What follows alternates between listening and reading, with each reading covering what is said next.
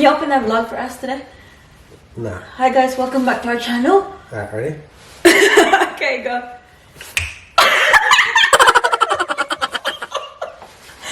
Do it properly, ba? Hi guys, welcome back to our channel. It is a pleasure to see you. Take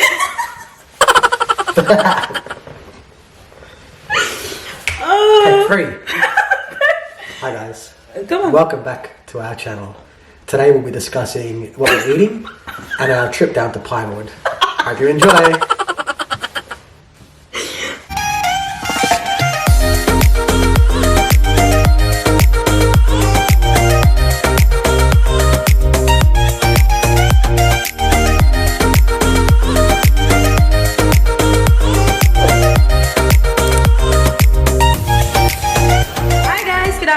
Welcome back to our channel. So today is Tuesday and kami lang ni Daddy Mark dito sa bahay kasi our little girl is at the childcare today. Yep, and I'm on annual leave. Yeah, and sana all ito siya, nasa annual leave siya kaya wala siyang work today. And lunch break lang namin guys, and today we went to Pinewood Village. Yes, Pinewood Village, and ito yung binili namin for lunch. This one. So, it is the pork banh mi with chili. This is for me, and then kay Mike is... What have you got, Daddy? What's this one, Bob? Pork dumplings. Pork dumplings. So, yeah, that's our lunch for today. Tapos, I don't know if the lighting is very nice here, malapit sa window. It is very makulimlim na naman sa labas. But, how are you enjoying your annual leave? Yeah, it's great. I've been working, doing Jovi's tax, doing some banking for it, and tonight I'm going to go do some laundry. Fantastic. So I asked Daddy Mike to do my tax return for this year, no, 2019 to 2020, because it's June now. June to July, that's when you do your tax return. So it's good to have, you know, some money back from the government. Is the government? From the government, yeah? Yeah. Yeah. And, yeah, later on today, I'm gonna drop Mike to the laundry shop kasi marami kaming mga... marami kaming mga labahin. Actually, nalabhan ko na sila. They're all wet now. Kailangan lang silang i-dry. Kasi nga, hindi namin sila nalalagay sa labas because it's been raining and it's cold. So, hindi sila nadadry ng mabilis. Kaya dadalhin na lang namin sila sa laundry shop para i-dry lang. So, they've been washed. Naglagay lang ako ng isa pang load para marami kaming dadalhin mamaya. Yeah. And ayan siya. Guest yan siya natin today kasi wala naman siyang trabaho. Pa-chill-chill lang yan siya. Alright, go. Do a taste test. I want to see. Give me your rating out of 10. Get some more pork in there. Because this is the first time that we bought this one from that particular shop, guys. Kaya gustong-gusto ni Mike na i-rate ko. Kasi ganyan yan siya. If I try food, gusto niya na i-rate ko. Kahit yung mga hot chocolate, yung mga drinks, mga ganyan, gusto niya talagang may, may numbers. Give a review. Now, this one is nice, but I like that one in Mount Waverly better. Okay. Yeah. I like their bread better, that one from Mount Waverly. This one is very plain, I think.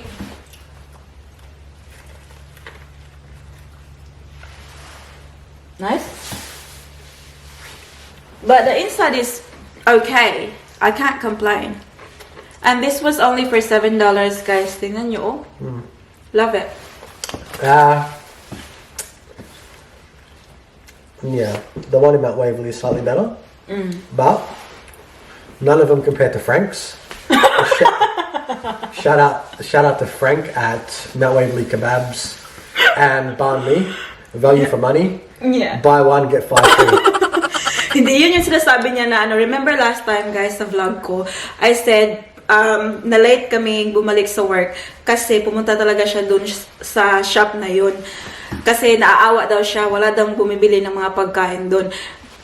Yung may-ari kasi dun guys, nagbebenta din sila ng ganito, pero ang laki-laki talaga, the same price lang, but parang nilalagay nila 1 kilo ng karne sa loob. The whole pig. Yeah, the whole pig talaga sa loob guys. And ayaw ko ng ganun kasi gusto ko mas ganito lang ba yung kalma lang siya, normal lang yung laman, hindi yung overflowing talaga yung meat. 1 pig per roll. Meron kasi kaming ano guys, yung old lady ba sa next door, nandito siya sa aming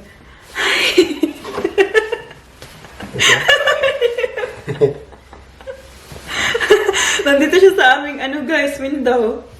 Nag-say hello lang siya sa amin guys sa window. Tingnan niyo siya guys. Oh. Ayan siya. Very matanda na yan siya guys. Ayan.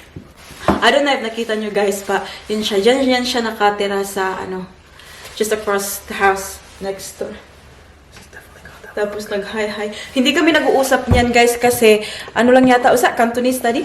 Huh? Okay. The camera is Yeah, she's shaking. Cantonese. She's from Hong Kong. Oh yeah, she's from Hong Kong, so hindi niya kami masyadong maintindihan pa nag-uusap kami. But she is, you know, waving hi and all. She's a good lady. Yeah, she's very kind. Lives Paris. There's one time pala, no, there's a funny story. So, nung bago pa kami dito, hindi namin alam. Minsan nakakalimutan namin na yung bin day is Tuesday. So, nilalabas yung mga rubbish bins every Tuesday. Ngayon, Daddy was like snoring early in the morning. And then we heard the loudest bang on the window. Like sobrang ginanon talaga niya yung window guys. So bang bang. I was very worried. Akala ko kung ano.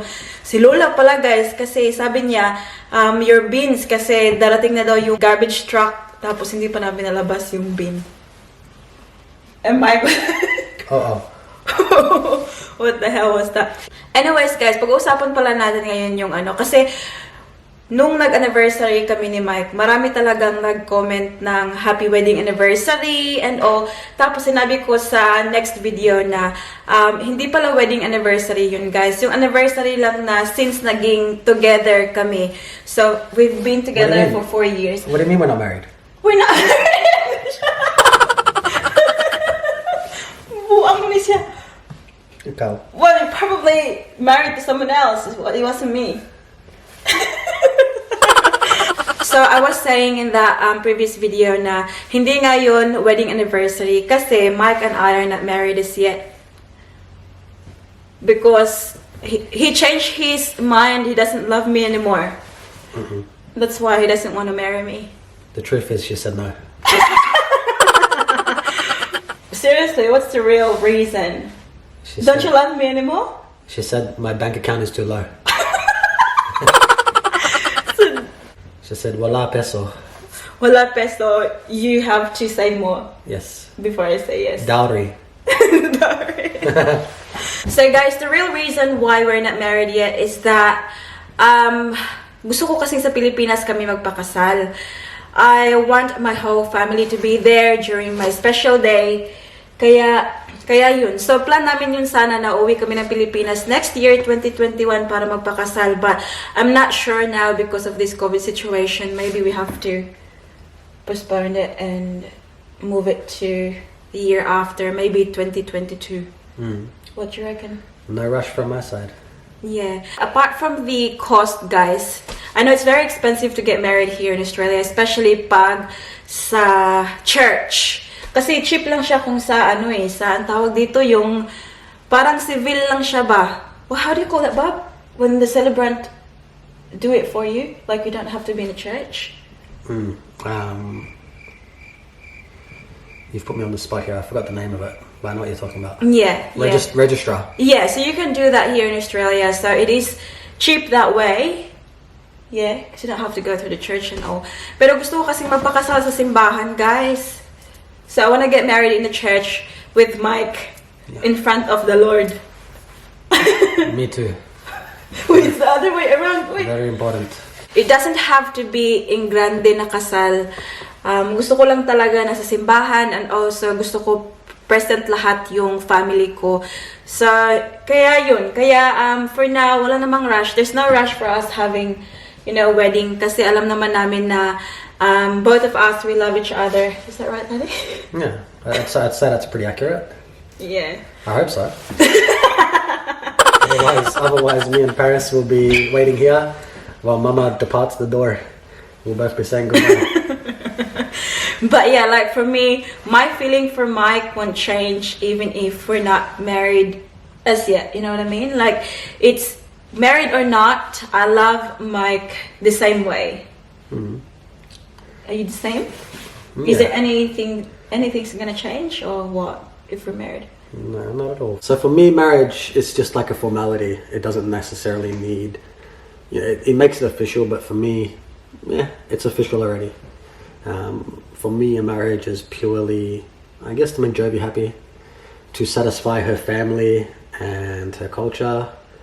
But for me, yeah, it really wouldn't make a difference either way. Nothing changes for me. Nothing changes now, nothing changes later. Other than the fact that it's on a piece of paper.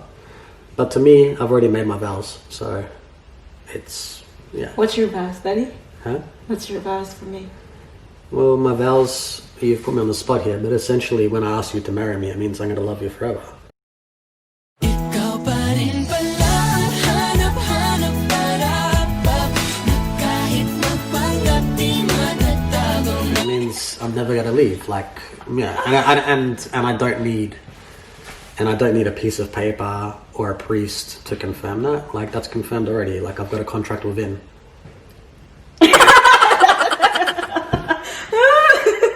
But Naiyak na ako sa cheka ni Koya. But again, like, yeah, I guess it's important for you. So, hence, like, sure, it can happen.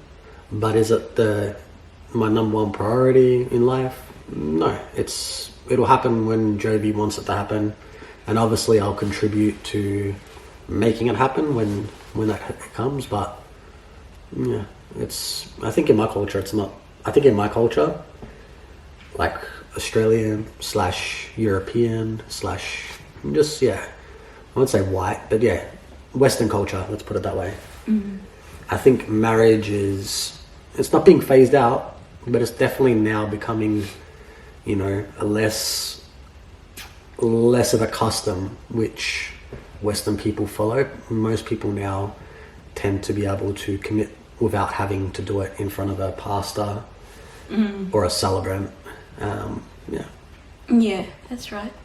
That's why, like, for me, guys, there's no rush talaga na magpakasal kami ni Mike. As long as, we both know our feelings for each other. And, yeah, for me, that's just what I want. Like, pag kinasal ako, gusto kong nandyan yung pamilya ko sa tabi ko. That's why, I'll wait, there's no rush. Siguro, dahil nga sa COVID, maybe mga 2022 na. And also as well, yung gusto ko pala is that pag nagpakasal kami ni Mike, I want Paris to be a part of it. Yun bang, gusto kong si Paris maging flower girl. So, she'll walk down the aisle with the flowers and everything for her mom and her dad. And yeah, I think that would be like a very special feeling na ganun. Yung si Paris nandun na. So that's when I wanted to have another baby. Kasi gusto ko pag we have another baby, it's a honeymoon baby. What do you think? Yeah, we can start planning that. And making that. Yeah, kasi gusto ko na pag yun bang magkaroon kami ng second baby after ng kasal namin. Kasi yung nangyari kasi is baliktad.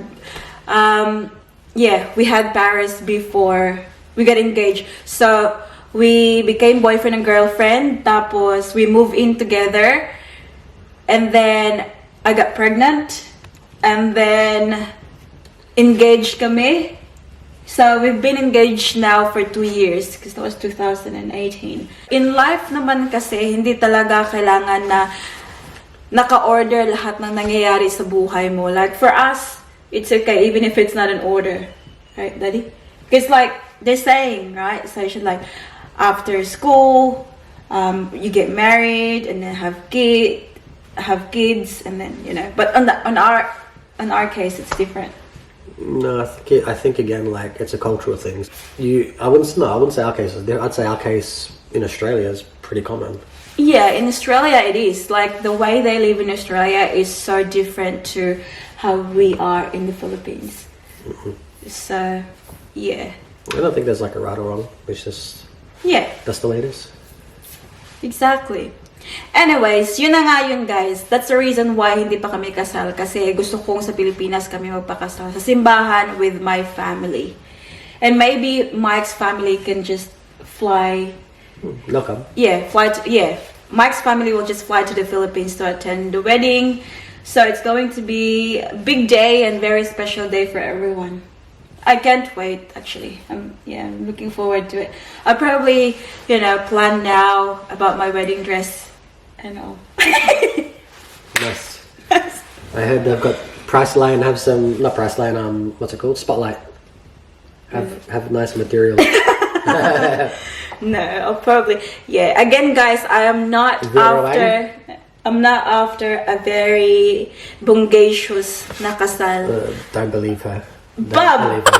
trust me. I just want to be with my family and enjoy that special day with my loved ones. I'll take you on a tour of Jovi's bedroom right now. and we'll see. We'll see if it's not going to be designer. Anyways, there's no designer, Bob. Jovi, you don't. There's no designer again. There's not an item of clothing in your wardrobe that isn't designer. What? There's not an item of clothing in your wardrobe or on your shelf that isn't designer. Nah. Joking. Expect Vera Wang. Bob, seriously, I could wear a second hand. I don't need like a very expensive Second-hand dress. Vera Wang. No, Bob. Come on. Versace. We don't have that money, Bob, to spend. Wow, that's never stopped you in the past. Anyways, guys, that's about our chica, guys. Kasi I need to go back to work now because it's getting late. And balik trabaho na ako. And this guy, I'm gonna get back to my annual leave.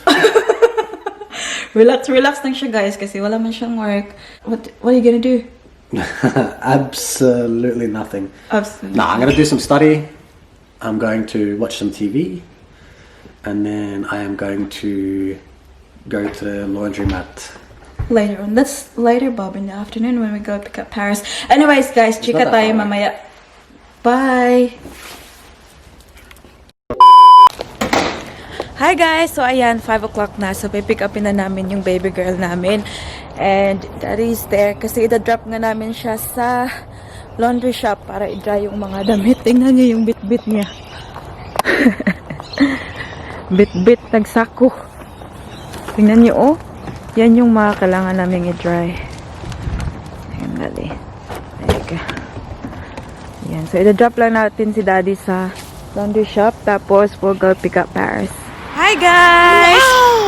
Hi, guys! Hi guys! I just finished school! Where's daddy na? There's a cooking there. Oh, daddy cooking dinner! A truck. Huh? They're cooking here. Daddy cooking dinner. Mwah!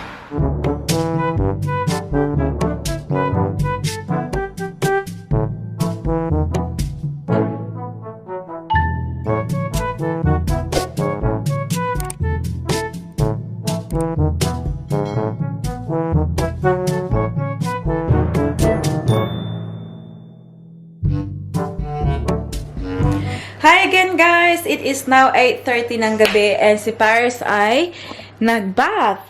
Nak, do you want to say hi, Nak? Hi. Hi! Did you like your bath? I'm gonna flush. Yes. So, ayan, i-ready na natin siya para makatulog na yan siya very soon kasi kaninang umaga, nagsuksuki yan siya kaninang umaga. Get in the car na. Come on. That's what happened if you go to bed late. See? Si Kilala. What's that? Okay, come on na. Kasi, super late siya matulog kagabi. So, this morning, maaga namin siyang ginising and she was not happy about it. Kaya ngayon, matutulog na yan siya very soon para maganda yung mood niya bukas ng umaga. Actually guys, meron tayong funny story kaninang umaga. Hindi ko na-share sa inyo. Diba sabi ko nga sa inyo, yung toilet namin was na-blocked. Sabi ni Mike sa akin kaninang umaga na darating daw yung plumber mga 9 o'clock ng umaga. Tapos, ako naman tong gusto nang gumamit ng toilet. And ganyan kasi ako, pag nagkape ako sa umaga, yung parang tiyan ko ba, parang ewan ko naiinitan, gusto kong mag-udo. And sabi ko kay Mike, gusto ko nang gamitin yung toilet. And sabi ni Mike, wag mo munang gamitin nga kasi darating yung plumber. Paano pag nag-udo ako tapos yung udo ko dyan ay naglutaw-lutaw sa inodoro pagdating yung plumber, nakakahiya daw. Sabi niya, 9 o'clock daw darating. 9 o'clock na, wala pa yung plumber. So, yun, ginamit ko na yung toilet. Sa isip ko kasi, pag medyo natagal-tagalan pa yung plumber, yung tubig kasi, umaano siya, parang slowly na nagfa-flash. So, sabi ko, baka hindi siya darating ng 9 o'clock. Pag na-late siya, baka yung udo ay na-flash na talaga siya fully. Ngayon, guys, yun, ginamit ko na yung toilet. Tapos, sabi ko kay Mike na, I hope he doesn't come while I'm doing number 2. Ayun, guys, pag first push ko, too much information talaga to. Pag first push ko talaga, guys, narinig ko yung katok sa pertahan, guys. And naisip ko na talaga na, oh my Lord God, yung plumber ay dumating and nasa toilet pa ako. Parang nagdali-dali ako, guys, ba? Kasi parang sa isip ko, nakakahiya to ngayon. Buti naman, guys, hindi na pala niya kailangan na pumasok sa toilet. Yung kailangan lang niyang i-check talaga is yung septic tank sa likod kasi dun daw yung na-block. So, hindi na niya kailangan pumasok sa toilet talaga, guys. Sabi ko talaga sa sarili ko, thank you, Lord, kasi mapapahiya talaga kami pag pumasok siya ng toilet. Anyways, guys, i-end na natin yung vlog dito kasi papatulog ko na ang ating baby girl. Ayan, oh. Kasi yan, pag hindi pinadede, hindi yan siya matutulog. I just wanna say thank you sa lahat ng mga bagong nag-subscribe sa ating channel. And of course, sa ating mga subscribers na hindi ako iniwan from the very beginning. Maraming salamat sa inyo. We are slowly going up and it makes me very happy. Kaya maraming salamat sa suporta na pinapakita nyo. I'll just do a quick shout out, guys. And the first shout out goes to Rosana Hidalgo, Lina De Los Santos, Evelyn Ramirez, Shaina Main, Mariza Carta, Christine Dane, Cleody Fe Villar, from National Guard Hospital KSA, Riyadh. Hello po sa inyo dyan. Shout out to Maricel Torres, Janine Tingzon, shout out to Viuli S, Jessa, shout out to Runa Tumulak, Nini Jane, Jasmine Visperas, Elani Taranza, shout out to Jocelyn Nakahara, Mayet Escame, Shane Abastas, Melba Musni, Virgo Manarang, Janet Marasigan, shout out to Teodora Algas, Eleanor Tanutan, Janet Gordon, Rosalita Araez, Mrs. Everything, Maria Victoria Pangan, shout out to Jane Jimenez, Lynn Ahmad, with the family, baby Siana, Paul, Miko, Ganda, Rain, B-Boy, Baskinias and Ahmad family, shout out sa inyong lahat. Shout out to Rica Urbina, Erlyn Dio, Flora Ferrer, Evelyn Buena, shout out to Divine, Vanje Terado, shout out to Fe Guarnes, Charmaine Brocal, May Gao, Ana Damate, Mitch Salas, Kirsten Monhardin, Rosalind Taihon, shout out to Darling, and shout out to my friend M's Journey and to my manghod Jess Shill, shout out to Mylin Franco, shout out to Ann Lifestyle Australia, Norberta Nuno, Marie Rodriguez, Anita Valdez, April Rose Romero, shout out to Joy, and shout out to Mary Ann Pangan, hello te, shout out sa imo te, and shout out to Katrina De Los Santos, Mary Jane Villarreal, my foreigner family in the Philippines, Siram Baracao, Mylene Encinares, Lina Bercasio, Fabrel Go, shout out to Lizelle Iga, Besma YT, Lori and Easy, Jam B, Elisa Samiliano, and Prima Bersabal. Ang ating baby ay crying lady na. Are you gonna go sleep, Knock? Yeah. Oh, say goodnight na. Say night. I love you. Love you. Oh, shush. Anyways, guys, that's about it for today's video. I hope you enjoyed. Please don't forget to give this video a thumbs up if you like it, and also hit that subscribe button to be a part of this family. I hope to see you all guys in the next one. Don't forget to be good, and if you can't, be careful. Bye. Say bye. Bye. Mwah.